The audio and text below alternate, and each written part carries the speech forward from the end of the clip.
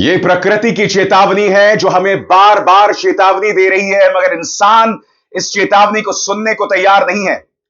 उत्तराखंड और इससे पहले हिमाचल में प्रलय जैसे जो मंजर सामने उभर कर आए, वो रूह कपा देने वाले हैं दोस्तों।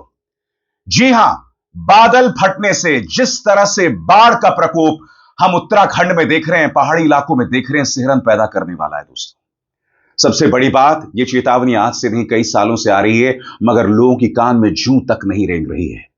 पहले हिमाचल और अब उत्तराखंड। कब रुकेगा यह सिलसिला? सबसे पहले मैं आपको रोंगटे खड़े कर देने वाला यह वीडियो दिखाना चाहता हूं। जी हां, यह वीडियो जो कि उत्तरकाशी धराली में एक किस्म का जल प्रलय है, और यहां आप देख सकते हैं बादल फटने के बाद पानी किस तरह से नीचे उतर कर आता है और लगभग पूरे शहर को बहा कर ले जाता है। यह वीडियो देखिए दोस्तों, मैं फिर उसकी चर्चा करता हूं।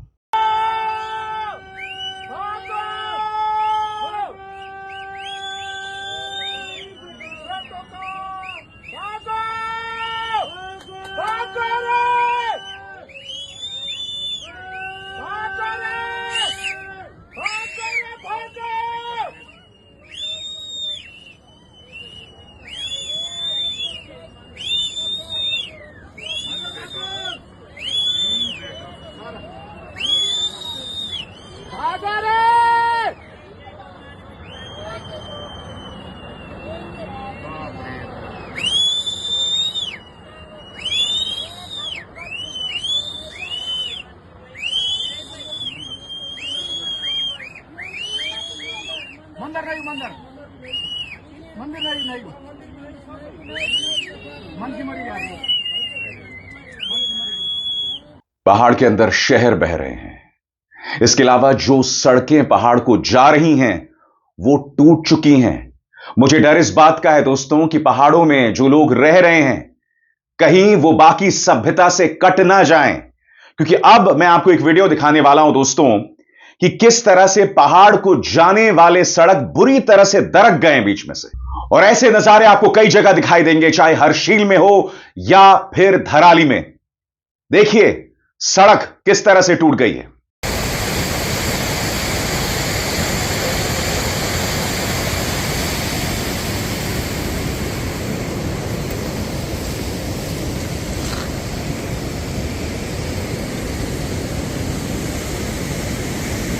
अब मैं आपको उत्तराखंड में ही भटवाड़ी में सड़क की एक और तस्वीर दिखाना चाहता हूं। यहां पर भी आप देखेंगे दोस्तों, सड़क बुरी तरह से दरक गई है, पूरी तरह से टूट गई है। और यह वो सड़क है जो पहाड़ को जमीन से जोड़ती है। तो आप देख सकते हैं इन तमाम इलाकों में सड़कों की जो हालत है, इन्हें ठीक होते होते न जाने कितना ज्यादा वक्त लग जाएगा। और यह मत सोचिए कि जो लोग पहाड़ों में रह रहे हैं उनकी जान जोखिम में है। अब मैं आपको एक वीडियो दिखाना चाहता हूं दोस्तों। हरिद्वार देहरादून ट्रेन जहां से गुजर रही है, और वहां पर देखिएगा किस तरह से पहाड़ टूटता है और रेलवे ट्रैक्स पर पहाड़ गिरने लगता है। देखिए यह खौफनाक नजारा। अरे भैया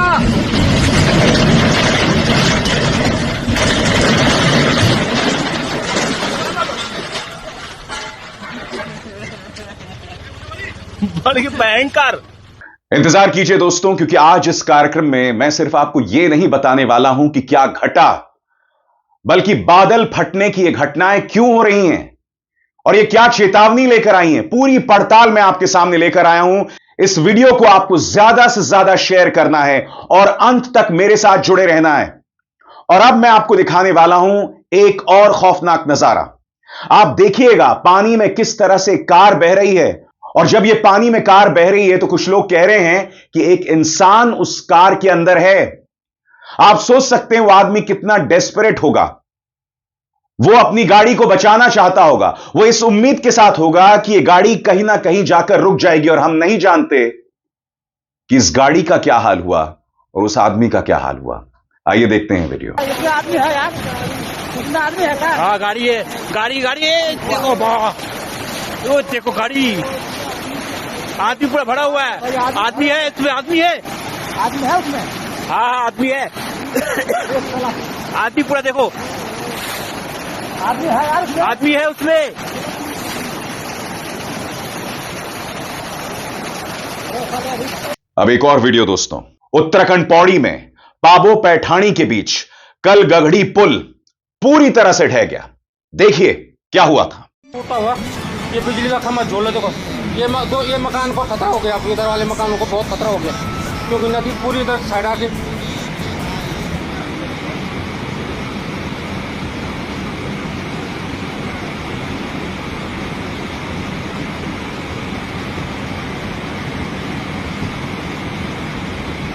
कई जगहों पर कोसी नदी का जो कहर देखने को मिल रहा है उसके लिए शब्द नहीं है मेरे पास।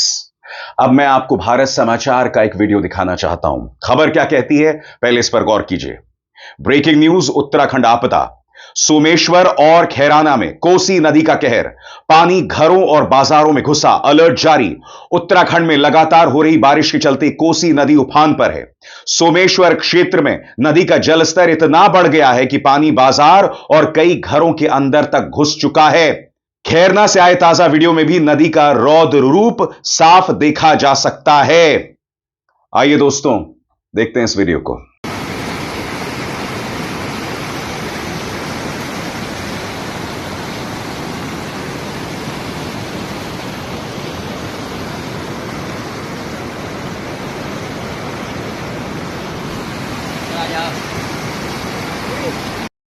और पानी का ये रौद्र रूप हम अपने भोले बाबा, जी हां, भगवान शिव के आसपास भी देख रहे हैं। मेरे पीछे आप इस वीडियो को देख रहे हैं, आप देख सकते हैं ये नजारा ऋषिकेश का है और ऋषिकेश में ये परमार्थ निकेतन आश्रम के आरती स्थल पर किस तरह से जल स्तर जो है लगातार बढ़ रहा है। इससे पहले भी आपको याद होगा कई बार भगवान शिव की मूर्ति बढ़ते जल स्तर में डूब भी गई है और ये आगाज है। आने वाले 5 से 6 दिनों में क्या होने वाला है हम नहीं जानते, मगर यह नजारा ऋषिकेश का है दोस्तों, जो बाय द वे पहाड़ी इलाका नहीं है, फुटहिल्स पर है। मगर यहां पर आप देख सकते हैं हालात कितने खराब हैं कि हमारे भोले बाबा यानी भगवान शिव भी इसमें धीरे धीरे डूबते जा रहे हैं, जलमग्न हो रहे हैं।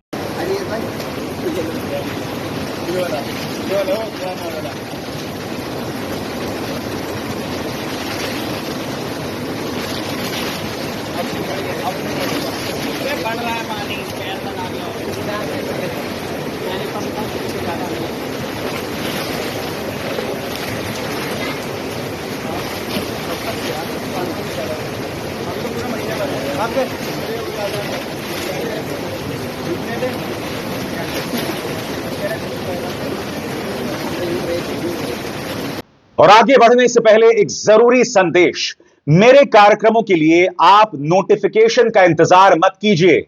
मेरे चैनल में जाइए और खुद जाकर कार्यक्रम देखिए और रहिए अपडेटेड। और हां, ज्वाइन कीजिए मेरा चैनल। देखिए यह जरूरी संदेश।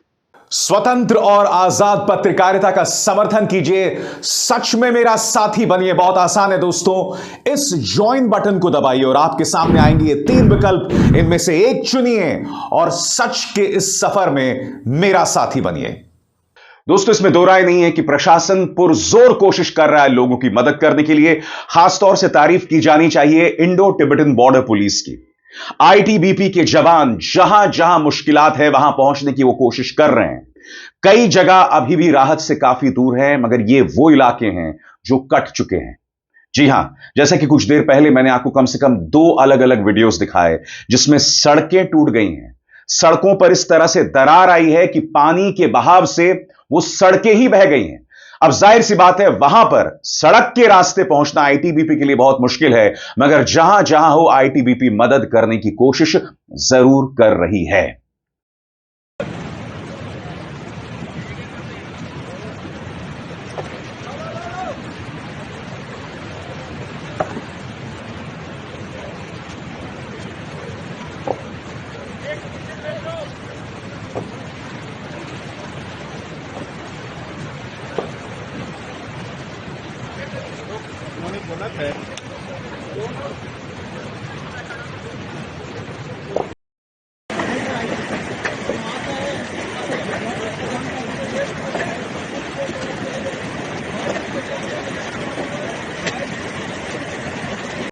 अब मैं आपको बताना चाहता हूं देहरादून शिमला हाईवे।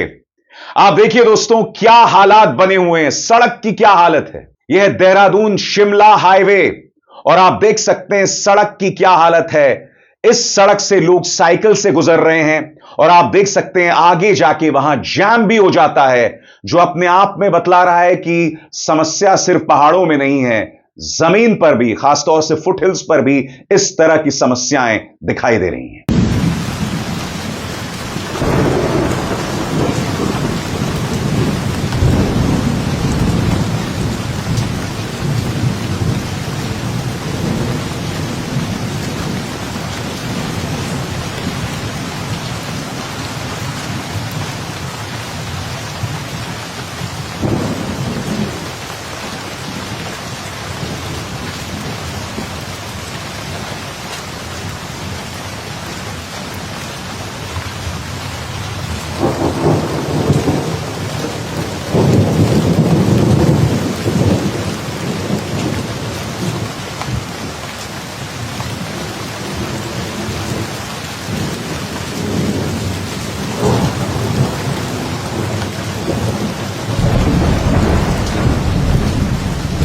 तो देखा आपने, पहले हिमाचल और उसके बाद उत्तराखंड, और सबसे बड़ी बात, ये दोनों ही इलाके टूरिस्ट स्पॉट्स हैं, पर्यटन स्थल हैं। पर्यटकों का दबाव लगातार बढ़ रहा है, मगर पर्यटक जिस तरह से बढ़ रहे हैं, सरकार को इस बात की परवाह नहीं है।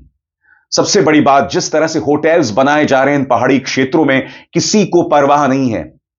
इसी मंच पर मैंने आपको जोशी मठ से जुड़ी अपनी रिपोर्ट दिखाई थी, याद कीजिएगा, आज से करीब 2 साल पहले। वो चेतावनी मैंने आपको आज से 2 साल पहले दी थी, मगर जो सवाल मैंने कार्यक्रम की शुरुआत में पूछा था और जिसका जवाब देना जरूरी हो जाता है कि आखिर उत्तराखंड और हिमाचल में इतने बड़े पैमाने पर क्लाउड बर्स्ट यानी बादल क्यों फट रहे हैं, इसकी क्या वजह है, इसके क्या मायने हैं। तो सरल शब्दों में मैं आपको इसके कारण बता रहा हूं, जो एक एक करके आपकी स्क्रीन पर आ रहा है। पहला कारण प्राकृतिक और भौगोलिक कारण, यानी environmental and geographical reasons. Himalaya की ढलानें। उत्तराखंड हिमालय की गोद में बसा है, जहां ऊंचे ऊंचे पहाड़। जब अरब सागर और बंगाल की खाड़ी से नम हवा आती है तो यह पहाड़ उस हवा को ऊपर की तरफ ढकेल देते हैं। हवा ऊपर जाते ही ठंडी होकर अचानक घनी बारिश बन जाती है, जिसे क्लाउड बर्स्ट कहा जाता है। यहां की सकरी घाटियां और ढलानें बारिश के पानी को संभाल नहीं पाती, जिससे तुरंत फ्लैश फ्लड और लैंडस्लाइड हो जाता है। दूसरा कारण मॉनसून और ओरोग्राफिक रेनफॉल। इसके क्या मायने हैं, गौर किया जाए। मॉनसून के समय भारी बारिश में नमी वाली हवाएं आती हैं। पहाड़ों से टकराकर ये हवाएं बहुत कम एरिया में तेज बारिश कर देती हैं। इसे ओरोग्राफिक लिफ्ट कहते हैं, जो क्लाउड बर्स्ट की सबसे बड़ी वजह है। इसके बाद भूकंप और प्राकृतिक अस्थिरता। और जैसे कि आप जानते हैं दोस्तों, कहने को प्राकृतिक अस्थिरता है, मगर इसमें इंसान का एक बहुत बड़ा योगदान है। तो एक तरह से कहा जा सकता है यह एक मैन मेड डिजास्टर है, जिसकी चर्चा मैं कुछ देर बाद करूंगा। हिमालय एक भूगर्भीय रूप से नया और कमजोर इलाका है। लगातार टेक्टोनिक हलचलों के कारण जमीन पहले से अस्थिर रहती है, जिस पर भारी बारिश का सीधा असर पड़ता है। और इसके बाद दोस्तों, बहुत जरूरी हो जाता है इस अहम कारण पर निगाह डालना, और यह कारण है मानव जनित और पारिस्थितिक कारण, यानी human induced and ecological reasons. और इसमें पहला कारण आता है जलवायु परिवर्तन, यानी कि क्लाइमेट चेंज। वो क्लाइमेट चेंज जिसे प्रधानमंत्री नरेंद्र मोदी खारिज कर चुके हैं। आपको याद है उन्होंने क्लाइमेट चेंज के बारे में क्या कहा था, कि सर्दी नहीं बढ़ी है, सर्दी का सामना करने की हमारी क्षमता कम हो गई है। तो आप देख सकते हैं कि जब देश के प्रधानमंत्री की राय हो तो इस मुद्दे पर कौन गंभीर चर्चा करेगा। आइए इस पर गौर करते हैं। दुनिया भर में तापमान बढ़ने से मॉनसून का पैटर्न बदल रहा है। अब हवाओं में ज्यादा नमी रहती है, जिससे उत्तराखंड जैसे इलाकों में अचानक भारी बारिश के चांस बढ़ जाते हैं। ग्लेशियर पिघलने और मौसम की अनिश्चितता ने क्लाउड बर्स्ट की संभावना और घटनाओं को बढ़ा दिया है। इसके अलावा दोस्तों, जंगल कटाई और अनियंत्रित निर्माण, जिसका जिक्र मैंने अभी किया था, जिस तरह से होटल्स बनाए जा रहे हैं, इस पर गौर किया जाए। पहाड़ों को काट काट कर सड़कें, होटल और इमारतें बनाई जा रही हैं। पेड़ों की कटाई और कच्चे ढलानों पर निर्माण ने जमीन की पकड़ खत्म कर दी है। बारिश होते ही मिट्टी और चट्टानें बहने लगती हैं। पुराने समय में जो प्राकृतिक नाले और जल निकासी के रास्ते थे, वे सब निर्माण कार्यों से बंद हो गए। इसके अलावा दोस्तों, टूरिज्म और 4 धाम रास्ते का दबाव, और यह एक बहुत ही संवेदनशील मुद्दा है। हर साल लाखों लोग धार्मिक यात्रा पर जाते हैं। उनकी सुविधा के लिए तेजी से सड़कें, पार्किंग, होटल वगैरह बनाए जा रहे हैं, लेकिन बिना किसी वैज्ञानिक प्लानिंग के। इससे पहाड़ों पर दबाव बढ़ता है और जल निकासी के सिस्टम फेल हो जाते हैं। फिर बात आती है खराब अर्बन प्लानिंग, यानी कि जिस तरह से हमारे शहरों का विकास हो रहा है और उसके अंतर्गत क्या जानकारियां सामने आ रही हैं, इस पर गौर किया जाए। निर्माण कार्यों के लिए ना तो वैज्ञानिक सर्वे किया जाता है, ना ही प्रॉपर ड्रेनेज सिस्टम बनाया जाता है। अर्ली वार्निंग सिस्टम जैसे बाढ़ और क्लाउड बर्स्ट अलर्ट भी कमजोर हैं, जिससे नुकसान और बढ़ जाता है। यानी कि सरल शब्दों में कहा जाए, इस वक्त उत्तराखंड और हिमाचल में जो हो रहा है वो मैन मेड है, यानी कि इंसान का किया हुआ, और सरकारों ने आंखें मूंद रखी हैं। मैं आपसे एक सवाल पूछना चाहता हूं दोस्तों, जब आप देहरादून जाते हैं तो उससे पहले घाट आता है। आज की तारीख में पहाड़ों को काट के एक सड़क बना दी गई है। मैं आपसे एक सवाल पूछना चाहता हूं, जब भारतीय जनता पार्टी सरकार ने पहाड़ों को काट के एक सड़क बनाई थी देहरादून पहुंचने के लिए, क्या उन्होंने पर्यावरणविदों से बात की? और इस मुद्दे पर पर्यावरणविद खामोश क्यों हैं? क्योंकि आपने पहाड़ों को काटकर सड़क बनाई है। क्या आपने ये बात तय की कि इसके क्या कारण हो सकते हैं? बहरहाल, बहुत ही त्वरित अंदाज में इस पूरे मुद्दे का निचोड़ क्या सामने उभर कर आता है, इस पर गौर किया जाए। उत्तराखंड में क्लाउड बर्स्ट बढ़ने की वजह कुछ इस तरह से है। पहला कारण हिमालय की खड़ी ढलानें और सकरी घाटियां। दूसरा, मानसून की भारी बारिश और ओरोग्राफिक इफेक्ट। तीसरा, जलवायु परिवर्तन से बढ़ता मौसम और बढ़ती नमी। चौथा, पेड़ की कटाई और अवैज्ञानिक निर्माण। पांचवा, टूरिज्म और अनियंत्रित ढांचे का दबाव। और छठा, खराब प्लानिंग और डिजास्टर मैनेजमेंट की तैयारी की कमी। सही सुना आपने दोस्तों, डिजास्टर मैनेजमेंट की तैयारी की कमी। हर साल हम ये नजारा देखते हैं, मगर क्या सरकार तैयार दिखाई देती है? बिल्कुल नहीं, बिल्कुल नहीं दोस्तों। सरकार की कमी हर बार दिखाई देती है, मगर ये वो सरकार है जो मुद्दों पर कभी जवाब नहीं देती, लोगों की समस्याओं पर जवाब नहीं देती। उनका सिर्फ एक जवाब है, उनके पास आप समस्या लेकर जाइए तो वो सिर्फ जय बजरंगबली बोलेंगे, जय श्री राम कहेंगे, और जनता का राम राम होता रहेगा, जो अपने आप में कितनी बड़ी त्रासदी है। अभिसार शर्मा को दीजिए इजाजत। नमस्कार।